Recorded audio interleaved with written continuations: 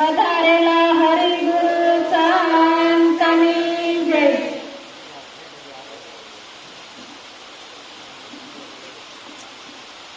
ગુરુ વિના જ્ઞાન ના યુગ છે ને ગુરુ વિના મિટે નહીં ભેદ. આ ગુરુ વિના સંશય ના ડરે રે ભલે વાસો સારે. આ ગુરુ વિના જ્ઞાન નો ઉપજે, ગુરુ વિના મિટે નહીં ભેદ, ગુરુ વિના સંશય નો ટળે ભલે વાસો ચારે વેદ. તો કે કારણ કે ગુરુ બને એ જ્ઞાન આપે છે. જ્ઞાન કયું? તો કે હું કોણ અને પરમાત્મા કોણ એનું જ્ઞાન આપે ને એ સદગુરુ છે. બીજે દુનિયામાં ગમે ત્યાં જાઓ કોઈ તમને એ જ્ઞાન આપી શકતું નથી, કારણ કે સદગુરુ જ્ઞાન આપી શકે. પછી પોથી પુસ્તક પાના વાંચે ને તો આ જ્ઞાન પ્રાપ્ત થતું નથી, કારણ કે એમાં ભેદ પડ્યો છે, પણ એ ભેદ સદગુરુ મટાડે છે. એટલે કીધું ગુરુ જગતમાં અનેક છે અને સાચા સદગુરુ કોઈક હોય. સંત મળી જાય નિર્લા તો પ્રગટે અંતરમાં અખંડ જ્યોત. આ અખંડ જ્યોત કઈક પ્રકારના ગુરુ છે? કોઈ કંઠી ગુરુ છે, કોઈ મંત્ર ગુરુ છે, કોઈ દીક્ષા ગુરુ છે, કોઈ જ્ઞાન ગુરુ છે. અને જ્ઞાન ગુરુ છે ને યા સદગુરુ છે, જેને સત્યને જાણ્યું છે ને એ જણાવી શકે છે. એટલે કીધું કે આજે ગુરુ પૂર્ણિમાનો દિવસ છે. ગુરુ પૂર્ણિમા તો કે ગુરુ પૂર્ણિમા કોને કહેવાય? તો કે આપણે એવું સમજતા હોય કે વર્ષમાં એકવાર અષાઢી પૂનમ આવે ને ગુરુ પૂર્ણિમા, એ તો સાચી ખોટી નથી, પણ ખાસ મતલબ આપણને એનો સમજમાં આવતો નથી. ગુરુ પૂર્ણ એટલે કે જે ગુરુનું સ્વરૂપ છે ને એ પૂર્ણ છે, એ ખંડિત નથી. જે ખંડિત હોય ને એને પૂર્ણ ન કહેવાય. અને એ પૂર્ણ તો કે જે આપણે ઘાટને માનીએ છીએ ને, ઘાટ તો ખંડિત છે, કારણ કે એનો અમુક અવસ્થા થાય ને એટલે એ વિલીન થઈ જાય છે, પોતપોતાના સ્વરૂપમાં પાસે તત્વ મળી જાય છે. પણ જે એની અંદર પ્રગટ ચેતન પરમાત્મા બિરાજમાન છે ને એ પૂર્ણ છે. અને એ સદગુરુ એને કીધો છે. જો ઘાટને એમ કહેતા હોય કે તમે ગુરુને માનો, ભગવાનને ન માનો, પણ તમે તો લેખમાં જોયો છો, અમે તો પરમાત્મા જોઈ છે. સાહેબ આમાં સત્ય સ્વરૂપે પ્રગટ પરમાત્મા પરમાત્મા બિરાજમાન છે, કયા ઘટમાં નથી. ઘટો ઘટમાં મારો વાલો બિરાજમાન છે અને ઘટો ઘટમાં વિનંતી રહ્યો છે, બોલી રહ્યો છે. તો એને જાણવાનું છે ને એ પૂર્ણ ગુરુ છે. એ ગુરુ પૂર્ણિમા ગુરુને માનવતમાં આપી છે. આપણો 2 વખત જન્મ થાય છે. એક વખત માની ભક્તિ અને બીજો સદગુરુના ભક્તિ. માની ભક્તિ આ દેહનો જન્મ થાય છે અને સદગુરુના મુક્તિ અને આ જ્ઞાનથી જન્મ થાય છે. એટલે સદગુરુ કે છે બાળક રમતું હોય ને તો ગમે એવું મેલું રખડતું હોય, પણ એની મા પાસે આવે ને તો મા એમ નથી કહેતું કે એ ગંધારું ભેજ છે, ગોબરું છે. મા તો એને ખોળામાં લઈને વારું કરે છે, એનું મોઢું લૂછી દેશે, હાથ લૂછી દેશે. એમ આપણામાં ઘણા કામ, ક્રોધ, લોભ, મોહ એવા આપણામાં કચરો આપણા મેલા જતા આમાં કાંઈ સારું નતું, આખું મેલું હતું. એ સદગુરુને તમે હોતો ને એટલે ગુરુ મહારાજ ચોખ્ખું કરી નાખે છે અને કહે છે કે તું જેવો છો એવો એકવાર મારા શરણમાં આવી જા, તને મારા જેવો બનાવી દઉં. પોતા સમાન બનાવી દે છે, જરાય રંગ રહેતો નથી, નિરંજન બનાવી દે છે. તો નિરંજન જ હતો, પણ તમે ભ્રાંતિ થઈ છે. આગળ મહારાજે કીધું ને કે જીવને વળગું છે ભ્રાંતિ રૂપી ભૂતડું.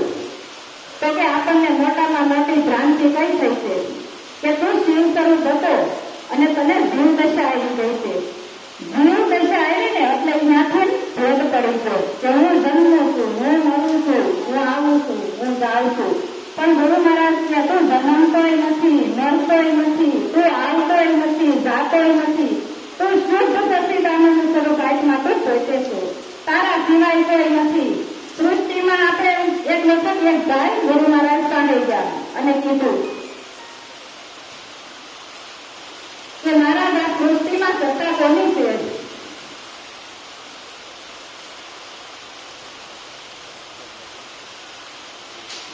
એટલે ગુરુ મહારાજે કીધું કે આ સૃષ્ટિમાં મોટામાં મોટા ગણપતિ, ગુરુનો પતિ એટલે ગણપતિ. એટલે કે તારે તો હરકમાં નરકમાં એક લારીમાં હમણાં ગણપતિ આવશે ને એટલે લારીઓમાં વેચાતા હશે. એટલે એક સારા એવા ગણપતિની મૂર્તિ લાવ્યા, ઘેરે સ્થાપના કરી અને પગે લાગે રોય તે સેવાન પૂંજાન કરે, નિવેદ લાડવા ધરાવે. પછી 2-4 દિવસ થયા ને એટલે ઉંદર નીકળ્યો. ઉંદર લાડવા ખાઈ ગયો. એટલે ભાઈએ ગણપતિને પધરાવ્યા પાણીમાં. થોડાક દિવસની સેવા કરીને આપણે પધરાવી દીધી ને પાણીમાં પધરાવ્યા ને તેની ઉંદરની સેવા પૂજા ચાલુ. એટલે ઉંદરને પણ સેવા પૂજન કરે. પછી એક દિવસ બિલાડી ભાળી ગઈ ને તે બિલાડીએ ઝપટ કરી ઉંદરને ખાઈ ગઈ. એટલે ભાઈએ બી ઉંદર નહીં કરતો હતો અને બિલાડી બી ચાલુ કરી સેવા પૂજન. એને રોજ પગે લાગે, એને દૂધ ધરાવે. પછી એક વખત કૂતરું આવ્યું. કૂતરાએ બિલાડી ભળે એટલે કૂતરું મૂકીએ નહીં. એટલે કૂતરાએ ઝપટ કરી. એટલે બિલાડીને ઝપટ કરી. એટલે ભાઈને એમ થયું આ તો કૂતરાની કથા છે. એટલે કોઈ બિલાડીને મૂકી પડતી અને કૂતરાની સેવા પૂજા ચાલુ કરી. પછી એક દી ફળિયામાં કાંઈ ભૂખ્યું હતું અને રંગાઈ કરી અને ઘરવાળીએ લીધી લાકડી. એટલે ભાઈને એમ થયું કે આ તો કૂતરાનું નહીં, મારી ઘરવાળીની સત્તા છે.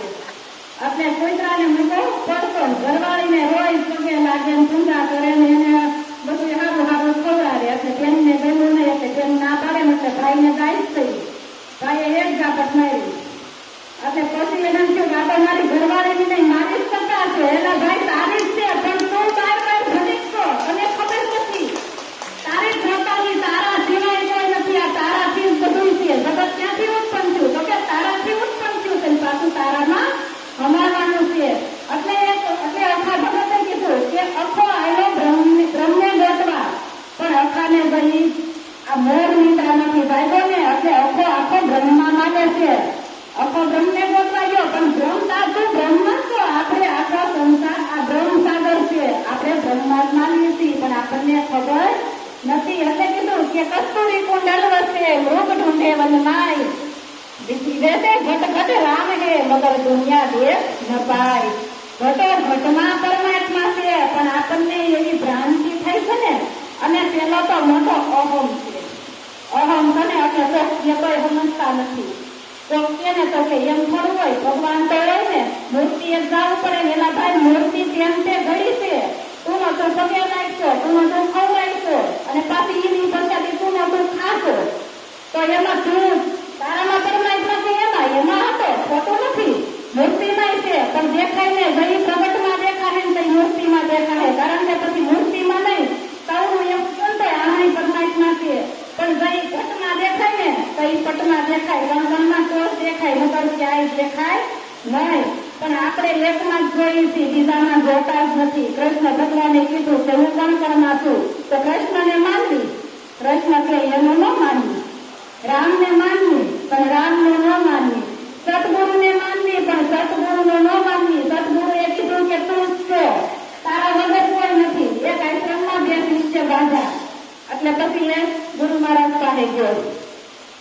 એટલે ગુરુ મહારાજ બોલાય મને ભેળો કીધો. એટલે ગુરુ મહારાજ કે એલા તમે 20 વર્ષથી હું કહું છું કે તું જ છો, તું જ પરમાત્મા છો. તો 20 વર્ષથી કહું છું તોય તને નથી લાગતું. એટલે એક વાર ભેળો કીધો તો નાખી ગયું હાથું. બરાબર છે. આપણને ગુરુ મહારાજ કહે છે પણ ગુરુનું આપણે નથી માનતા. આપણને એ કહે છે તો આપણે એનું માનવું જોઈએ, કારણ કે એ આપણા હારા હાથો જ કહેતા હોય. પણ એવી આપણને અજ્ઞાનતા છે એટલે સમજણમાં આવતું નથી. પણ એ અહમરૂપી મસ્તક સદગુરુ ઉતારે ને તો સમજાય. કારણ કે એક જ્ઞાનમાં 2 કન્યા રહી શકે નહીં. કા જ્ઞાન અને કા અજ્ઞાન. આ મોહ નિંદ્રામાં હોતા થઈ ને, મોહ નિંદ્રામાંથી જીવને બગાડવાનો છે.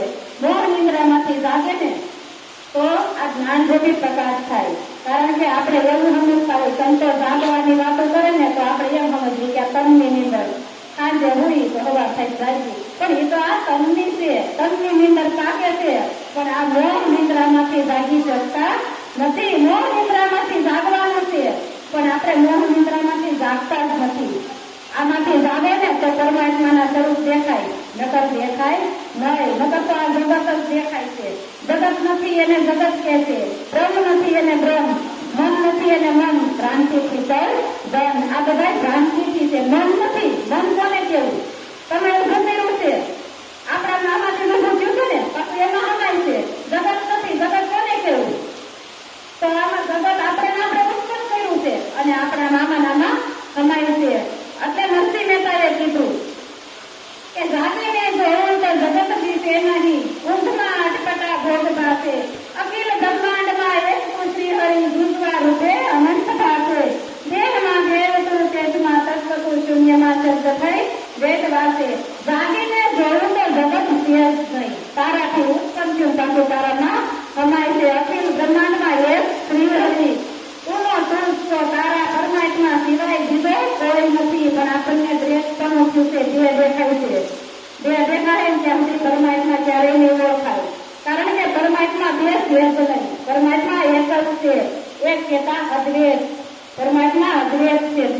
દેવતા દેખાય, પણ આપણને બેનો ભાગ થાય ને ત્યાં સુધી કોઈ દી દેખાશે નહીં. અને જ્યાં સુધી મૂર્તિ માયામાંથી, આ ગાંઠ છે ને એ માયા છે, મોટામાં મોટી આ કાયા છે ને એ મોટામાં મોટી માયા છે. જ્યાં સુધી માયા નહીં છૂટે ને ત્યાં સુધી પરમાત્માના દર્શન ક્યારેય નહીં થાય. એટલે કીધું, એક વાણીમાં કીધું છે ગોરખે કે સીડી મોટી મૂર્તિ ઘડીને ધરો સાથી ફરતા, હે મૂર્તિમાં સતત હોય તો એના ઘરના રાને ખાય હંસા માલણી રે મોર ખજાગતા નરસે. સીડી મૂકીને મૂર્તિ ગળું એ જાણો, એ જે પથ્થર છે ને એમાં મૂર્તિ હતી, એમાં મૂર્તિ પડી જ છે, પણ એમાંથી સદગુરુ છે ને એ આવરણ હટાવી દેશે, વધારાનો બધું કચરો કાઢી નાખે છે અને મૂર્તિ પ્રગટ કરે છે. પણ એ મૂર્તિ સીડી મૂકીએ ટાંકી ટાંકીને ગળે અડધે ભૂગે એટલે સાથી ઉપર પગ દે, પણ એ મૂર્તિમાં જો સત હોય ને તો એના ગળવા વાળાને પેલા ખાય ને. આપણને કોઈ આંગળી અડાડે, આપણા વિશે એક શબ્દ અવળો હોવો બોલે તો વસા ન ઉતરી ઘેરે બાજરા જાય, તો એમાં સત હતું. પણ એ પછી એમાંથી સત હતું, એ સતમાં મળી ગયું, એનો દેહ વિલીન થઈ ગયો. હવે એ તમે ખાલી એના પ્રતીક છે. આપણા ઘરમાં કોઈ ગૌતા વૈયા ગયા હોય તો એનો આપણે દિવાલ પર ફોટો પ્રતીક એની યાદી રૂપે રાખી હતી, પણ એની પાસે જાવ તો એ જવાબ ન દે, પૂછો તો એનો જવાબ ન આપે, ખાય નહીં, પીવે નહીં, બોલે નહીં. એવી રીતે એ મૂર્તિ છે ને. અને આપણે કોઈ બોલ્યું હતી કે આ કૃષ્ણ ભગવાનની મૂર્તિ એમ બોલ્યું, તો કૃષ્ણ ભગવાનની મૂર્તિ છે. કૃષ્ણ ભગવાનની, એમાં કૃષ્ણ નથી હવે, પણ દેખાય તો પછી જળમાં છે, ચેતનમાં છે, પણ દેખાય તો. એટલે ગુરુ છે ને એ પારસમણી છે. આ તમને જ્યાં કનું આ શિષ્ય છે ને એ લોઢા અને ગુરુને પારસની ઉપમા આપી છે. આપણે જ્યાં હોય ને તો આપણે લોઢા સમાન હોય, પણ ગુરુ મહારાજ કંચન બનાવી દેશે. એટલે કીધું કે સતગુરુ પારસ ખાણ હે લોહા હે જગ સંસારા, ગરીબ પારસના સંગમાં રહે તો બની જાય કંચન સારા. સતગુરુ બને એને પારસની ઉપમાય ઓછી પડે, તો કે પારસ ઓર સંત ને બડા અંતરા જાન. પારસ લોહા તો કંચન કરે, પણ સતગુરુ તો કરે આપ સમાન. એ તો પોતા સમાન બનાવી દેશે, એમાં જરાય રંગ રહેતો નથી, નિરંજન બનાવી દેશે. પારસ કરે એ લોઢાને કંચન કરે, પણ પાછું કંચન લોઢાને કંચન કરી શકતું નથી, પણ સતગુરુ તો એના જેવો જ બનાવી દે. પછી ત્યાં ગુરુ કે શિષ્ય રહેતા નથી, ત્યાં એક જ કરી દેશે. અને એ ગુરુનું કેવું છે કે એનો શિષ્ય એનાથી હવાયો થાય, પણ એના શિષ્ય એનાથી હવાયા નહીં, પણ એની જેવા થાય ને તો એને રાજી થાય. એની જેવાય થવાની કોશિશ નથી કરતા. ગુરુ મહારાજ ઊંચો ઉઠાવવાની કોશિશ કરે, પણ એ હમણાં એટલો પાણીમાં બેસતો જાય, ઊંચો ઉઠતો જ નથી. ઉઠે તો આગળ વધે ને, એમાં મારી જેવા હોય ને એ ઘટ એમ ઊંચા ન ઉઠી, એમાં આપણે ઊંચા ઉતરતા જાય ખાડામાં. એટલે પછી કીધું આ અંતર્યામીની ઓળખાણ સદગુરુ મહારાજ કરાવે. પણ એ અંતર હટે ને મારી અને પરમાત્મા વચ્ચે જે આપણી વચ્ચે અંતર પડ્યું હતું એ અંતર હટે ને તો અંતર્યામી ઓળખાય. એટલે એક વાણીમાં નિરંજન કીધું છે, હે મને અંતર્યામી મારા રે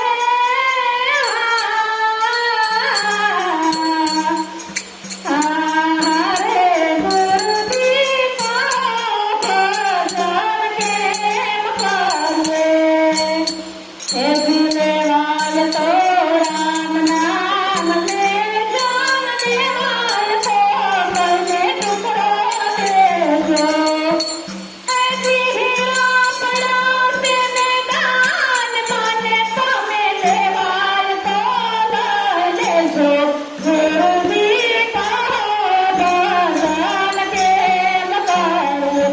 ગુરુજીને પૂછે છે એના શિષ્ય નિરંતાય કે ગુરુજી કહો ભજન કેમ કરીએ? તો એના ગુરુજી કહે છે કે લેવાય તો રામ નામ લેજો, દેવાય તો કોઈને ટુકડો દેજો, હીરો પીળો છે મેદાનમાં તમે લેવાય તો લઈ લેજો. ઘટમાં છે ને ઈદ પટમાં છે, પણ એની ઓળખાણ કોક આવા સંત મહાપુરુષ મળે ને તો થાય. આપણે આખી દુનિયાને ઓળખી, હવા વાલા સંબંધી બસ થઈને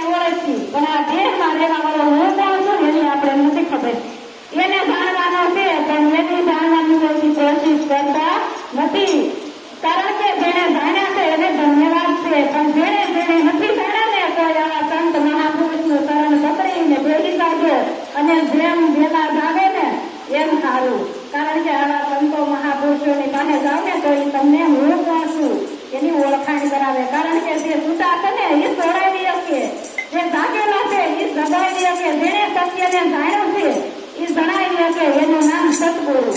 આટલો બોલી મારે ગાડીને વિરામ આપો. ઘણા સંતોને સાંભળવાને છે. બોલો સત્ય ગુરુ મહારાજ.